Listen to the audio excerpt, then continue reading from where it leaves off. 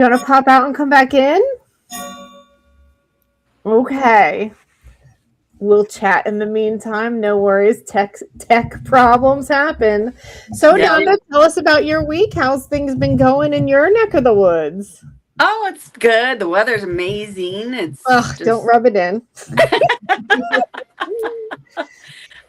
Just working on my prayers with friends. I don't know if you guys, we had Nisha on one time and she's kind of going through something. She needs some help. She got really dehydrated and her vision is just like she can't see anything within a couple feet of her. So, oh my gosh, we'll definitely be praying for Nisha. Sabrina, let's check. How are you doing? I'm doing good. Can you hear me? Hey, we can hear you. Yay! Okay. Sorry about that. Oh, it happens. Tech problems happen all the time. That's what happens when you go live. Yeah. So tell us, how'd you get started in real estate? We'll start there. Yeah, sorry, the very beginning or just the beginning of real estate in Arizona? I suppose. What? I said wherever you want to start, I suppose. Well, I think even as a young child, I was fascinated with it. I was raised by a single mom, and she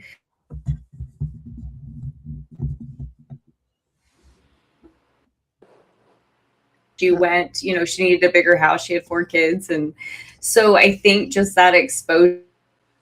Oh, no. We lost you again, Sabrina. Is it my internet or hers? I don't know. I don't know. Oh, there you are. You're back. I see you. Okay. I don't know if it's my internet or yours. Okay.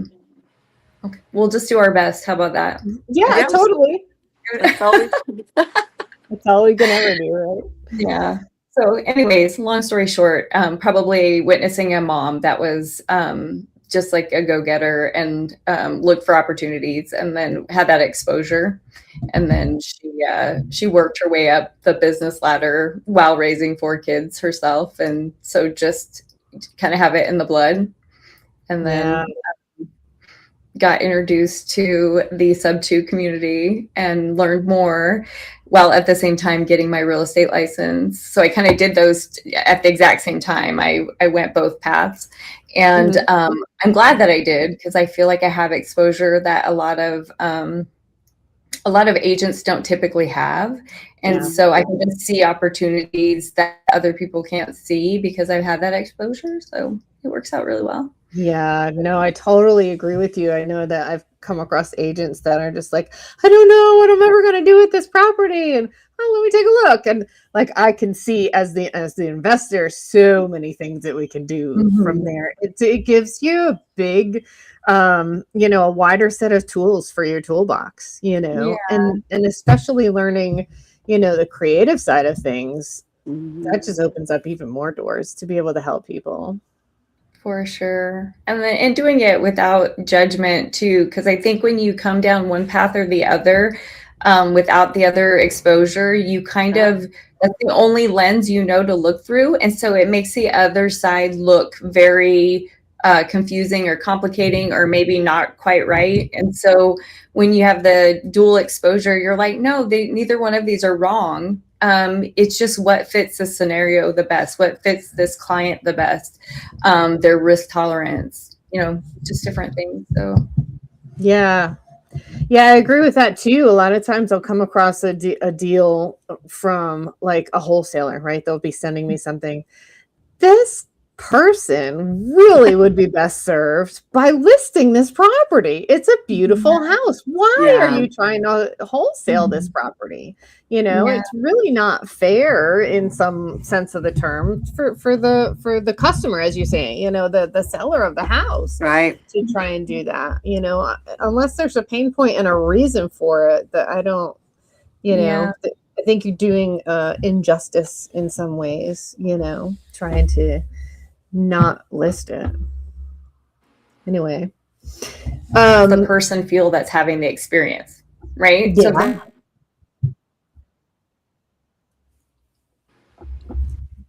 So some way gypped in the experience, then it's not, it's all relative to the people having the experience. So I agree. I agree.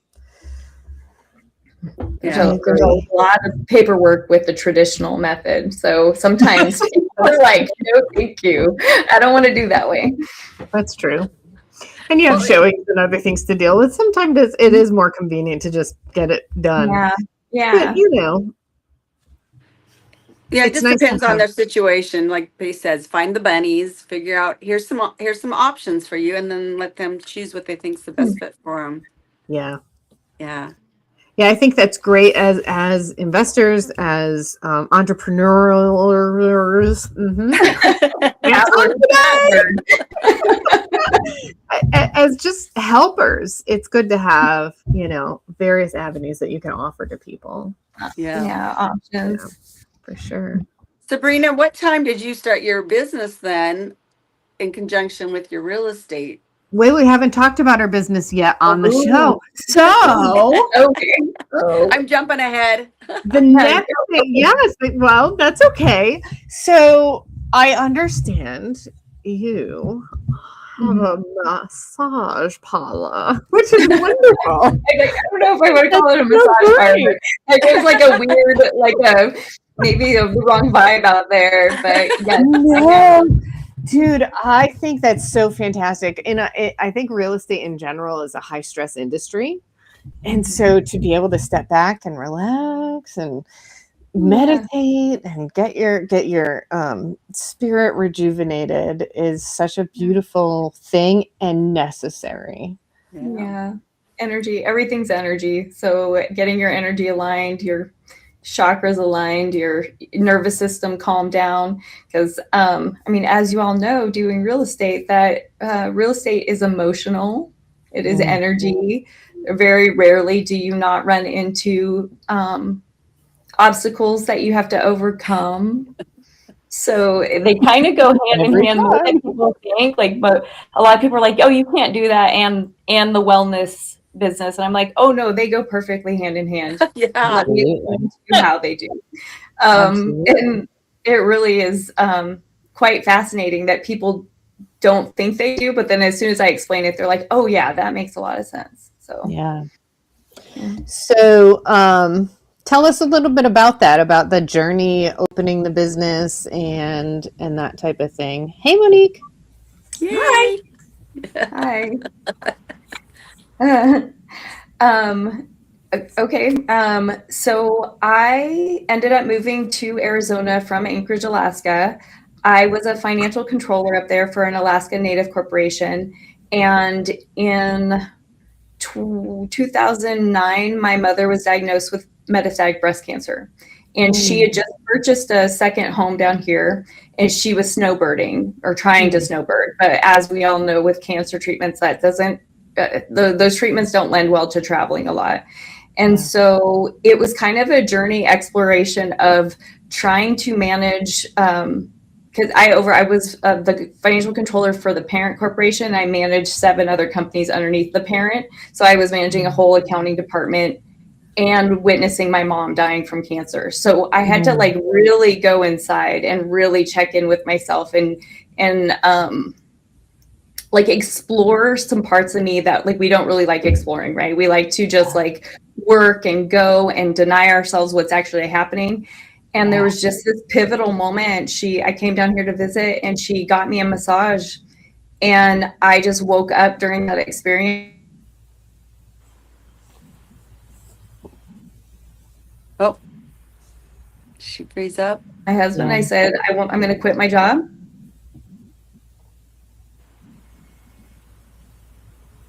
In a down market, made money on our house in Alaska, and it was like the perfect divine, you know, it was so easy, and you know that when it's easy, it's meant to be, right? And so I got to spend 2 lovely years with my mom before she passed away.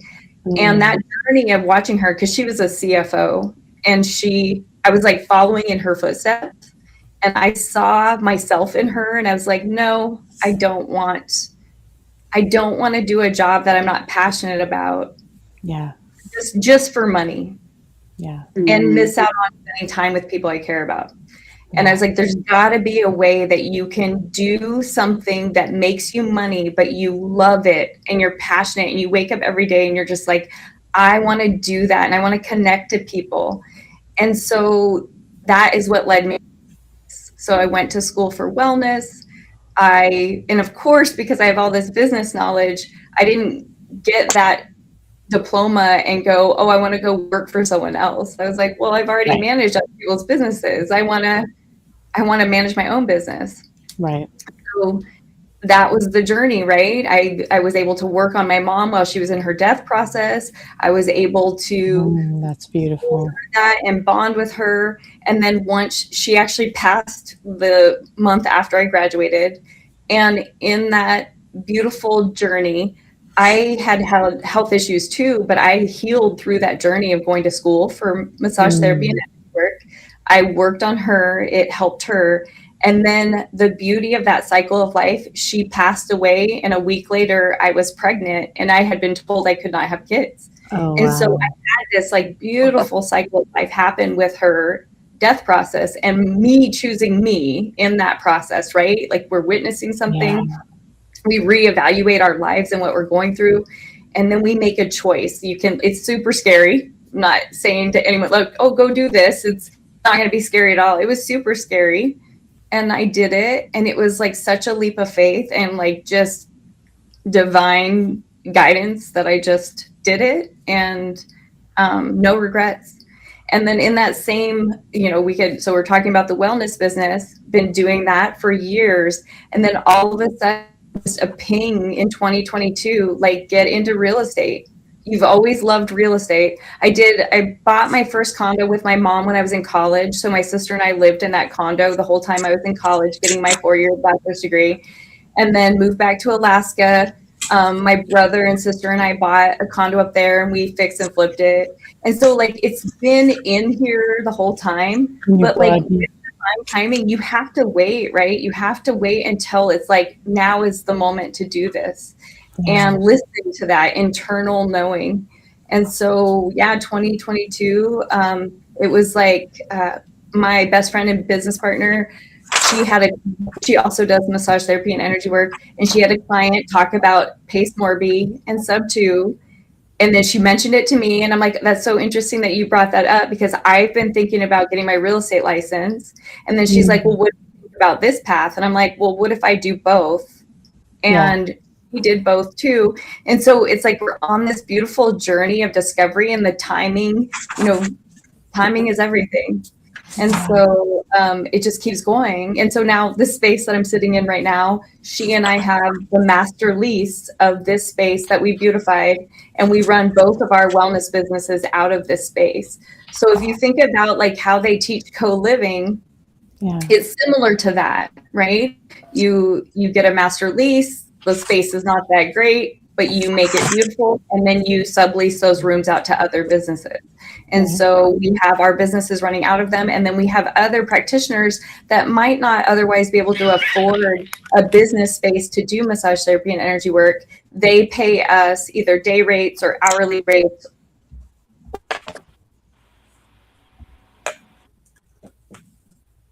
Full little hand-in-hand business operation.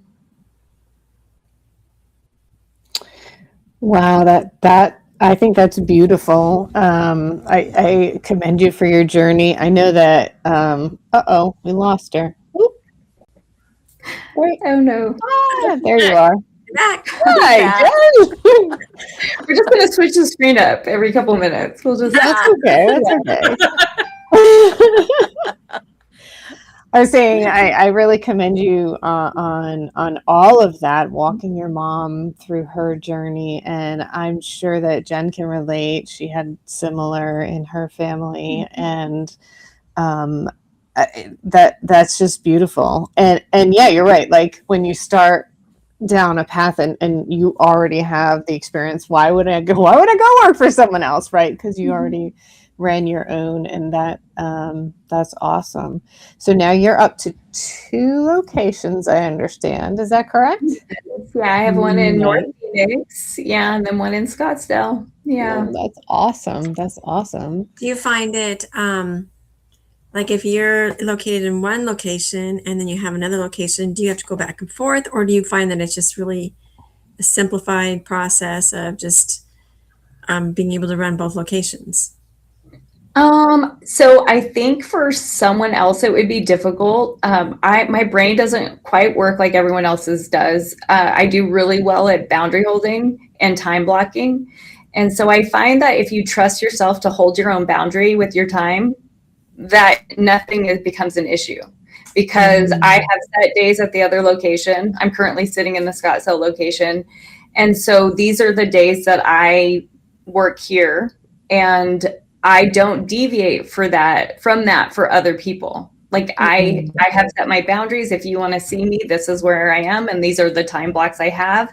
And then I devote my other time blocks to real estate, or most importantly, I devote time blocks to my children and my husband, and my animals. Like we cannot pour from an empty cup.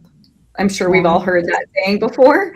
And so each person has their own cup fillers or their battery chargers. And I think that if we work ourselves to death and we don't see the people we care about, you tend to get resentful and burned out. And I don't want to do that. You don't show up the best mom and wife and friend in life if you do that.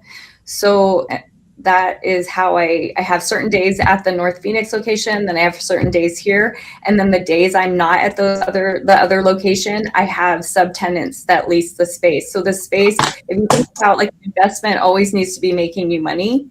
So if it's empty, it's not making you money, what can we do to fill that space? So like I have estheticians, I have massage therapists, I have Reiki practitioners.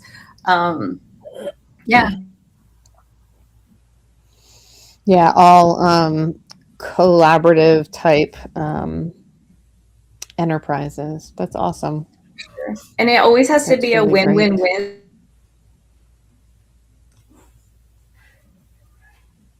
That my belief system is not everyone else's, and I don't expect it to be. But anyone that subleases from me, like we go through an energy interview of like, what are your core beliefs? What's important to you? What's important to me? Can we meet there? Does this align with what we need in life? And so in that way, it works out well. That's really nice. You have Reiki as well. I have not seen a Reiki practitioner at a massage place, but I have seen the results separately, and it's not something that I feel like science has gotten much behind, and yet I have seen such profound intuitiveness from the practitioners who practice it. There is more and more now, where they can give you the science literature behind it. But at the end of the day, I ask people, like, if it doesn't resonate for you, but you're curious and you want to try it, then come on in and let's try it. But just like you would never push your religion. Hi there. Hi, Jim. Hi, Jim. You wouldn't push your religion or your political beliefs on someone and expect them to just drink that Kool-Aid.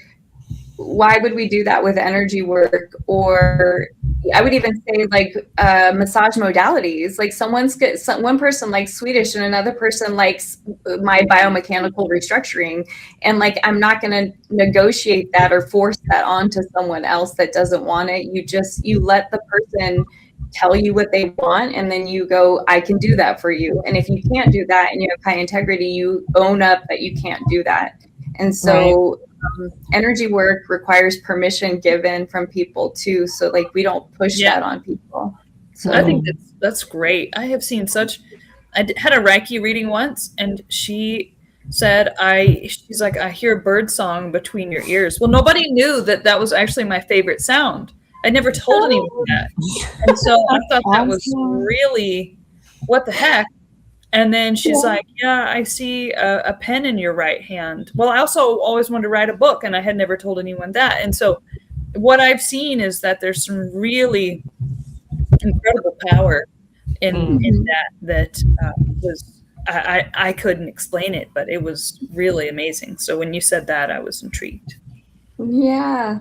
Yeah. And that is like a perfect example of, you can't prove anything from that, but it affected you. Yeah. And that's all that matters. Like you can go to Thanksgiving dinner with the rest of your family and be like, oh my gosh, I had this great Reiki experience with this practitioner. And they're just like, okay, like whatever, you know? Yep. And it doesn't matter it doesn't have to matter to them. Like the experience was created just for you. Yeah. And that's what makes it so beautiful. It's the only thing that takes us out of that is when we need other people to believe us. Right. Or we need other people to have the same. I seriously recommend, don't buy the gift card for the family member that you think needs it, but they would never want it in a million years. Like I actually have started refusing to sell gift cards to people that do that because your experience will not be your husband's experience. Yeah. Rarely. Yeah. Rarely. But it's the wife that hears the bird song and the vision and all the thing, and she wants him to have that. She wants him to like bond with her on that. And he won't necessarily. I remember one time I got a gift card for a massage, but it was a different type of massage, and I have fibromyalgia, so you have to be careful in the way I get massaged. And I was just like, thanks, but I can't use that. And I didn't felt bad like telling them that, you know, and I couldn't, you know, so oh well. Yeah. But yeah, you're right. Like you can't push things on people if they're not ready to hear it, if they don't believe it, if they think other things like that. Yeah. Yeah. Oh, well, that's my belief system anyways. Like another practitioner might think otherwise, but it doesn't feel healthy to me to do that. Yeah. Agree. So how has the experience at the wellness center helped or affected your real estate enterprise journey, whatever?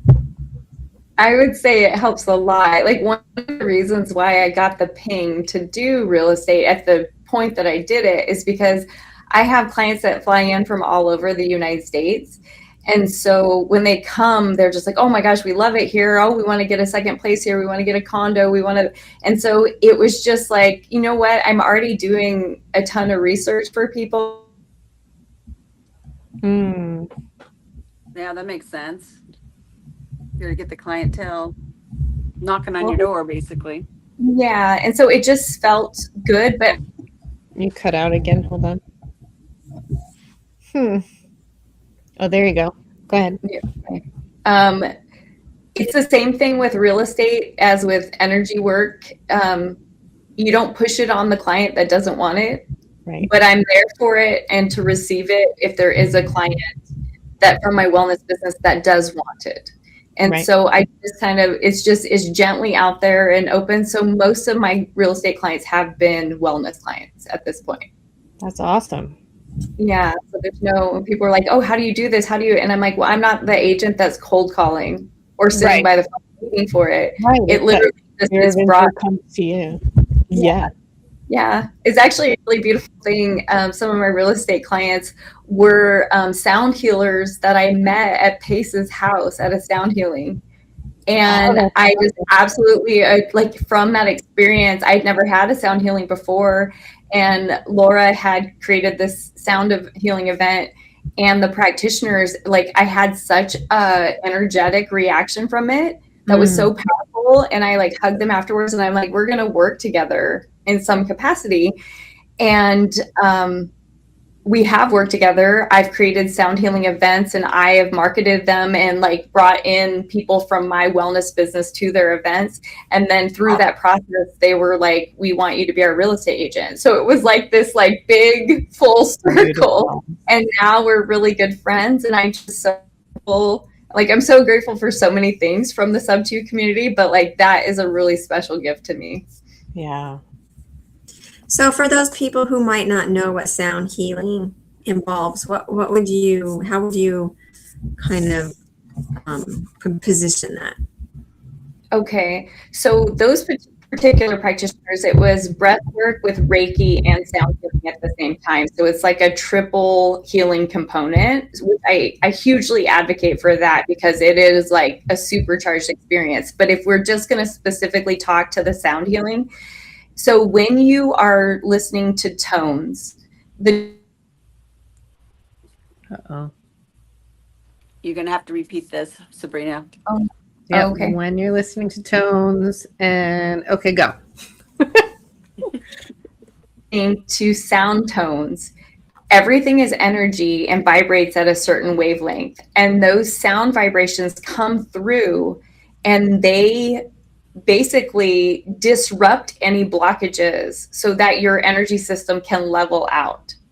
So that would be like the most simplistic version of what that is. With Unearth Your Soul, the practitioners I met at Pace's house, they do the triple component where they're doing Reiki on people while like talking them through breath work. So you're breathing in and out to the rhythms, and then they're playing music at the same time. And then at the end, they do the sound bowls and everything. And it is like very, very potent and powerful. I was gonna say that sounds intense. Yeah. It is Not in a bad way, but just you're Right. you're fully engaged. Yeah.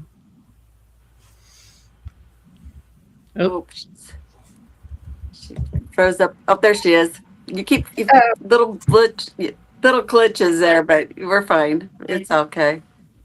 Now, I've had the bowls, is it called Tibetan bowls massage? Well, they've done it in the while you're having your massage done. Yeah. that's cool. Yeah, it was a different experience. It was That cool. sounds nice. Yeah, it was Relaxing. relaxing. Totally. I There's love a certain- good massage. So Sabrina, when you do that, are your sound people and Reiki and everything put together? Is it like, okay, get on this table, or do you get on a mat, or like what's that? You know, is it laying down? Is it sitting up? Is it what's the most common way of kind of experiencing that? events in particular, the ones with Unearth Your Soul, Shelby and Ryan, you come into a facility space and like a yoga room, and everyone puts down yoga mats, and you can have a pillow or a blanket on you, and you typically get an eye patch put over your eyes, and then they instruct you on your breathing while they're playing music. And so through that breath work instruction, you start releasing and having these experiences that are very intense. Like your hands can kind of go to crab claw, and it is an actual. There's a medical term to it, so it can be quite intense, but it won't hurt you. I'm sure there's some people with contraindications that need to be addressed, and Shelby and Ryan would address that, but there is very few that I know of, other than pregnancy and possibly some heart conditions with oxygen, people that struggle with oxygen deprivation. But you would want to talk to them about any concerns you have before you start the process. And then they would walk you through the breathing. And Shelby's a nurse, so she does really well at monitoring people and like understanding what is happening with everyone while they're on there. And then when I've worked with them, I typically just do the marketing for them. So I'm not actually doing any healing. Oopsie. Sound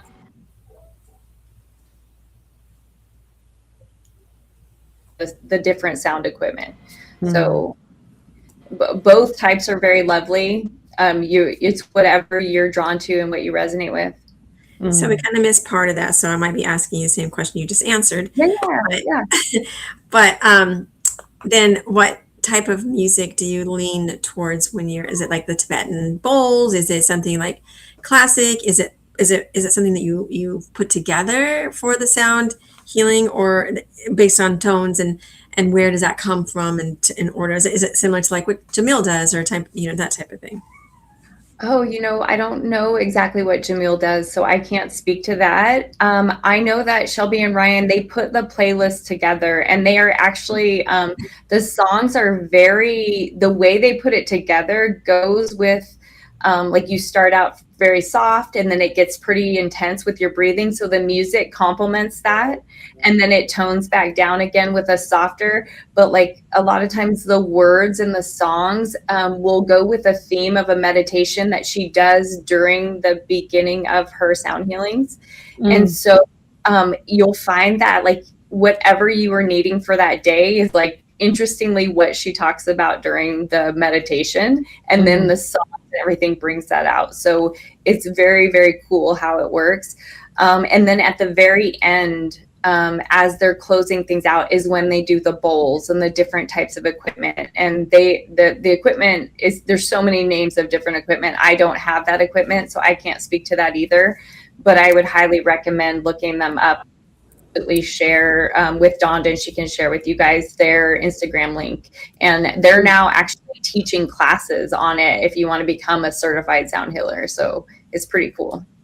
Cool. And you talk about clawed hands and watching people really closely, which might scare some people who've never heard this before. So why would they not want to be scared? What would, or, you know, why, if they're looking at that going, oh, that sounds scary, I don't want to be a part of that. What would be the benefit, I guess, of them, of somebody who might want to participate in this type of healing, Reiki and or sound, to find healing, and if their hands are going to be all, I use that one because you mentioned, but I know there's other things too. I love all your questions. These are such good questions, because I think that people should know about the things that might make them uncomfortable, right? Like we all like kind of try to navigate through life without discomfort. And I'm like, but this is part of the journey, right? Like if I had never taken that leap of faith of quitting my job, my really good job with really good insurance, and jumping down here, I would never do this. And I'm a much healthier version of myself right now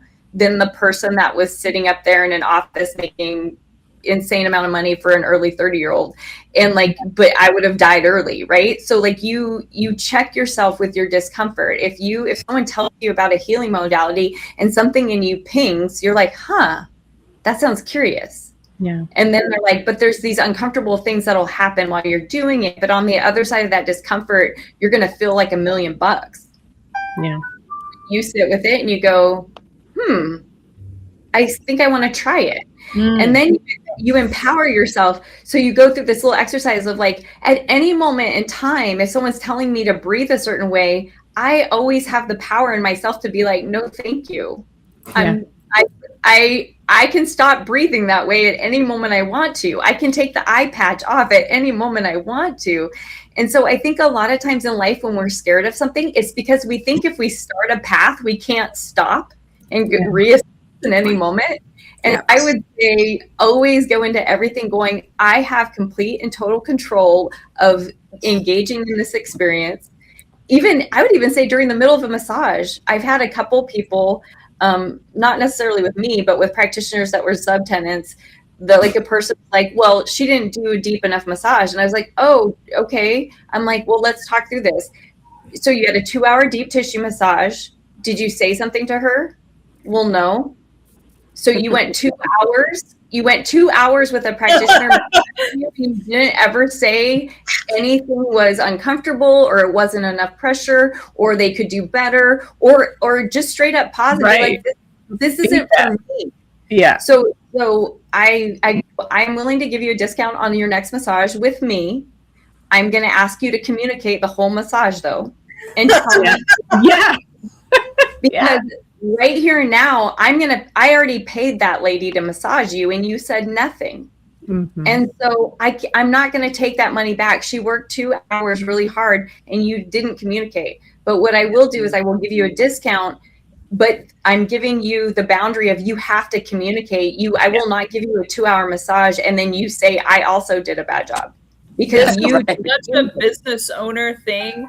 I can't tell you. It's like everyone's like, oh, I'm so jealous of that business owner over there. Like, do you know how many conversations they've had to have about refunds, about people saying bad things about him just because they didn't communicate, or maybe it was so. Anyways, it always makes me laugh to hear about other business owners dealing with all the same stuff that we all do, and there's always the good stuff, and then there's the refunds, the crazies. But you also like there is like not one industry that doesn't have that, right? So people are like, I'm going to run away from this. I'm going to go there. That looks like a good job. And I'm like, well, let's first sit and think about what makes the job you have a bad job. And they'll Right. be like, oh, people are crazy. People don't communicate, or people this. And I'm like, People are people. that's Yeah. not going to follow you. So what I've gotten really comfortable with is I was a born people pleaser. So I had to stop that right out the gate, right? You can't people please. You can set an offering out and like, this is what I offer you, but you're not going to make everyone happy with your offerings, right? Whether you're in real estate or wellness or a teacher or anything, you literally have to go, I'm comfortable with me doing the best I can do every day. Right. I'm comfortable with me knowing that I show up with integrity. I cannot know if anyone else is going to think that of me. I have to just be comfortable with myself. And it's so hard as a people pleaser because you want want them to feel about you the way you want them to feel about you, and you want to feel it in them. A lot of us people pleasers are empaths as well, right? And I would actually, Sharon, interestingly, I think fibromyalgia people that have that are empathic. Yeah. And they're feeling everybody's stuff all day long. Yeah. Just bombarding your system. Absolutely. And so we have to learn to hold a boundary and hold it with kindness, right? It's like, it's totally okay if someone comes and choose me a new one. They don't like how someone that works in my space showed up, but can I meet them with kindness and go, well, let's find a solution here. You know, we can't correct what happened over there, but I can have a talk with this person. What would make you feel better? What would be a solution to you? And then they get to tell me, and then I get to go, I'm willing to do this, but I'm not willing to do that. Like, and then you kind of work your way into it. And sometimes even with that, like a comment, like some people just want to be mad. Yeah. Right? Oh yeah. Like we have these deep bottled up feelings in us, probably totally unrelated to the person you're taking it out on, because we just have this stuff we've carried for life, right? Yeah. And so it's really helping people get to know to the core of them. And a lot of times it's just looking them in the eye and going, I see you hurting right now. I don't actually know if what you're talking about is actually the thing that is hurting you most, but if I can help you, I will. But you have to tell me what you need in order for me to rise up to help you. Yeah. And if you don't tell me, I can't get there, because I can't, it's like an energy expenditure to try and guess what someone needs. Right. We're not psychic. And I think people need to have that communication sometimes, or that permission to speak up and say something, because they're also trying to please somebody and they don't want to hurt somebody's feelings, and all those things come into play, and they're trying to do the best they can. And then you're telling them, oh, you're doing it wrong. So giving them permission in advance kind of opens that door for them to be able to speak up even more effectively than they would have had you not been able to do that, or not given them that. Yeah, giving them permission. That is such a perfect way to put that. That's what people need. Permission to be seen and heard. Yeah. What is it in energy work? We energy observed.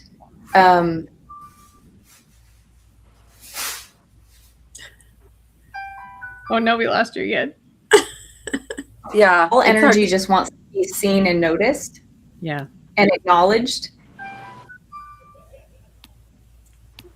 Oh no.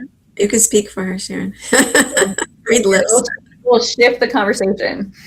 Yeah.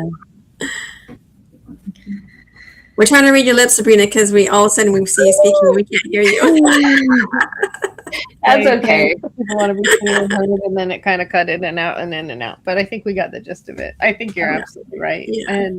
And you were saying that earlier you mentioned something about, for your whole life, and really like a lot of our struggles, today stem back all the way to childhood and to whatever traumas and events of the childhood. Yeah. I don't know if I'm still muted. No, you're not. But, go ahead. Not just all the way from childhood, but if you think about, like, we all walk around and we're all energy, so we have an energy field around us. So the people you've been exposed to their energy field, right? So like, even if nothing truly from your perspective of a child was traumatic, but you have parents that had trauma, right? Unresolved trauma, and you grow up in their energy field, right? You live day in and out in their house with them. They never got therapy. They never got release of that trauma. And so you feel like the world is unsafe because you've been coupled up with people that have lived in a trauma state. Even if they're not like verbally abusing you or abusing you or anything, there's this weird energy is on edge. Yeah. And so I think sometimes it's not always explainable, depending on the situation. Sometimes it's very explainable, but sometimes it's not. And so just giving people grace where like they may not know. Or there's books out there, The Body Keeps Score, I think is a book. Or it's something like that. Mm-hmm. By who? It's by a gentleman named Bessel van der Kolk. Yep. Such a good book. It's definitely has to be listened to or read in bite-sized pieces because it's like a lot to take in. Yeah. Like if you feel yourself getting tired, take a pause. Do you think that incorporates if you're in a relationship with somebody to you? Absolutely. Yeah. You'll start having like interesting dreams that you don't really fully understand because you're laying in the bed next to your partner that has trauma or is stressing about something that like maybe they're the partner that always puts on a happy face. And so you don't visibly see from looking at them that they are struggling. But when you go to bed, you're like, man, I'm just not sleeping well. I'm having all these weird dreams that are anxiety dreams or, it's very fascinating. Yeah. Yeah, that is interesting. I hadn't heard that before, but that makes total sense. Yeah. One thing I like about Scottsdale, Sabrina, I was there last summer for about a week, and it's a very rich town. Like I thought Dallas was kind of a rich town. There was money in Scottsdale that I don't see in Dallas, and I don't even see in Miami. So I was asleep on how rich Scottsdale is. And so that I assume that has to help your wellness business because you have people with mega disposable income out there and a lot of them. Yeah, yes, I would agree completely. That was part of the intention behind opening the second location, right? Like you have to know your audience and the price point in which people can afford you. And so we're kind of, with what we do, the price per hour is quite high. The more we're, Rachel and I are in this for 10 plus years now. And so we're getting to that level where we're pricing ourselves out of a lot of people in the other areas in which we had our business. And so you have to make choices in life, right? And nothing is personal, but like as life gets more expensive, you get to decide, what do I want my life to look like? And it's all within your choice, right? So you might meet some therapists and practitioners that kind of live in that space of, I don't want to raise my rates because my clients can't afford me. And I like to think, so I've given my medicine for a long time in this area, and I'm super, super grateful that God gave me this, but also God has given me the right to live a very beautiful, abundant life too. We're not healers and facilitators don't have to be martyrs, and a lot of them will live in that space. And I'm sorry. Jim. We're pausing again. Oh my gosh. What does it say? I can't see it because my screen's big. Donda, I hope you buy me a cool dream tonight. I want to hear about it at coffee, Donda. He's Let me tell us about your dreams, Donda. Oh my word. My husband. sorry. Oh my gosh. You didn't mean to That interrupt is like you, the Sabrina. cutest thing ever.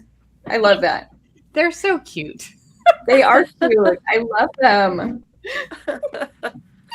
Anyway, I'm sorry to interrupt you. Go ahead. No. I don't even know where we were. Is there anything that you found that you have to kind of do to protect yourself from absorbing the energy of your clients? Because you must have a lot of people and all that surrounding you, different people coming in and out, and or on a weekly basis or a regular basis. And what's that look like for you as a person who's working with this type of energy? That's a great question. and we can't hear you. Oh no, wait. Can you hear me? Okay, go Okay, ahead. now- Okay, now? Okay. So Oh, good. I absolutely do believe that other people's energy. Wanted to Oh, hear this. no. You froze on us, and we wanted to hear this. Okay. Start again. Now. Okay, go. I absolutely believe go. Okay, so I absolutely believe that other people's energy affects us practitioners, No. and we have to learn to what we call transmute it, right? So we are helping, we're in the energy field, we're doing our energy work, plus we're doing the actual physical body work. And then if you don't learn to go, this is not mine, this is someone else's, and I want to send it out into the universe to turn into something beautiful for this world instead of the heaviness that was sitting in that person. If you're not a practitioner that knows how to do that, you'll end up getting illness in your own body because you keep that in your energy field. You're like, oh, I'm so strong, I can carry this for the world, I can carry this for these people. And I have been there before I understood what the teachers were saying about, That was like, my next question. Yeah. oh my gosh, headaches, nausea, other things that I don't even want to talk about on here. I don't have that anymore, which I'm grateful for.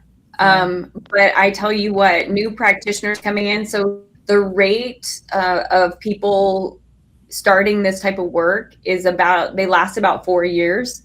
So I'm going on, I started in 2012. Wow. So I'm doing really well. I feel healthier than I've ever felt, but the initial couple years, it was headaches and all sorts of symptoms all the time. And it was really, really hard. And I could see how people get out and fully how to stop doing that. And I would say, like, really what it boils down to is your ego. Really? Yeah, because when you start out doing work like this, you're really heavy in the ego because you think you can fix people. And so you're like, Yeah. oh, I can fix people. I have this skill. And really at the end of the day, you learn techniques, but the person has to own their stuff. And they have to work on their own stuff. And their stuff is the energy stuff, right? The massage therapist, they manipulate soft tissue and things like feel better and you smooth it. But the energy stuff is always the person's job to do it. You're facilitating with their permission that they are there to get their energy and their body worked on. And they're going to keep doing the work when they leave. That's not your job as the practitioner to do that. But as a young therapist, you don't understand that yet. And so you think like, oh, wow, that person just said, I'm the best massage person they've ever had, energy person they've ever. And so it's like a lot of ego, more than you think. And this is not me digging on anyone. This is literally just how it's like the progress of being a small child going into adulthood. Like we all do it. We all have ego. I would say adults have a ton of ego still. We all do. But it's just the owning. That's why the stuff will affect you more, is if you don't understand. Oh, no. And then I'm going to step out of it, and they're going to get to own that when they go home and go forward. And I'm assuming they don't teach you that in school.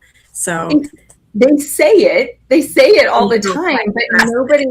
So honestly, segue, I was like, we're just going to talk about ourselves. So Rachel and I are developing a program on how to teach people to do that, because no one taught us. We had to work. She and I worked with each other, and I'm like, we worked it out over time. And it's such a great tool to teach everyone in the world. You don't have to be a massage therapist or an energy worker. Literally all of us have energy fields, and we all need to learn these tools. And so we are trying to create that program to teach people. That was great. Fantastic program. Yeah. It'll be, what's that? Sorry, Monique. Men and women to have a difference with the way that they handle this, in this field? Oh, men and women?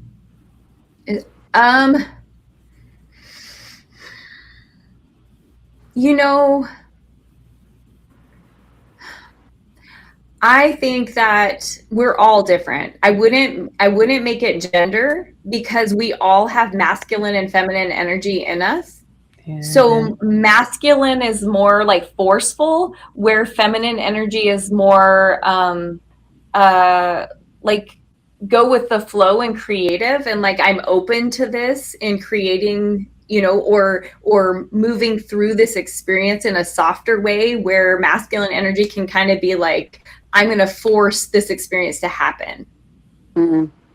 Does that make sense? Yeah. So it's not male and female. It's energy types. And you're referring to the clients versus the actual practitioner. I mean, I'm referring to both. Okay. Okay. Yeah. I think that would be a great ministry to practitioners. Oh, 100%. And then, you know, and then of course expanding into other people. But that, I think that may radically change the industry, where that 4-year mark is blown out of the water. Yeah, I think so too. I'm hopeful, and Donna and I have talked a lot about like my big dreams and stuff. I have a lot of visionary in me, but I also have a lot of integrator. So in my business partnership with Rachel, she also has both, but she is definitely more of the visionary and I am more of the integrator in our partnership. And so, but we have this vision of this giant ecosystem of health and wellness in alignment with real estate and the world, and how like business shows up. Because I think we're actually moving that direction. You can hear about people getting hired as like empaths helping in workspaces and stuff like that now. I think we're trending that way. And it's very powerful to realize like, hey, everything doesn't have to be so aggressive and forceful. It can actually be intuitive and creative and collaborative. And we don't have to do that. The aggressiveness in which we have lived in over the past, I think it's actually a paradigm shift that's happening, is what completely happening in the world. And so a lot of it feels very volatile right now, but I like to sit in the space that chaos comes before something is created and shifted. And so if we can all just hold that grounded state of like, after this chaos, it will be a different energy of the world, you know. But it takes a lot of us holding that space for, and the grace for everybody that's going through chaos and going through disruption. Does that make sense? Did I lose it? No, we're enthralled. that was really, really good. Yeah, I like when Sabrina and we started having coffee once a month, right? We're getting ready for our third one here, but it's every time I leave her, I just feel so energized, and just, it's like she's just got this energy you want to just absorb, because it's amazing. And I enjoy my time with you, Sabrina, tremendously. That's awesome. I do. You'll have to write your dreams down tonight, Donna. Yep, I heard that. What was that, Monique? What'd you say? Nothing. I said, I think we're talking about dreams now, Donna. Donna needs to write her dreams down tonight then. Gotcha. Well, we are once again at the top of the hour. Sabrina, thank you so much for coming on. This has been a great conversation. I've really enjoyed it. Really fun. I know. I think we all like this topic, and so this is very good. Yeah. Oh, yeah, we all take it forward in our real estate and business practices of like just something a little bit, you know, the energy of openness to it, you know. Yes. Yeah, when you get that going too, let us know. We'll have you back on here and get it'd be nice to have you introduce that to out there. Oh, I would absolutely love that. Like once I have it, my integrator brain wants it more fine-tuned before we really talk about it. But fair enough. Monique knows all about that. Right now, somebody want to reach out to you for them to get in touch with you, that, you know, even though you haven't got everything defined, you know, Oh yeah. I think that Sharon had all my wellness business contact information in the email to all of us. So us, but that's not our audience. So why don't you tell our audience how can they get in touch with you? Oh, okay. Yes, you can get in touch with me by going to wonderbarwellness.com. So now I'm feeling on the spotlight when you said the audience. I'm like, before that we were just 5 girls chatting, and now I feel like so yes, my website has my business number that also goes to my cell phone. I get fed all those calls and text messages, so I can see everything. Awesome.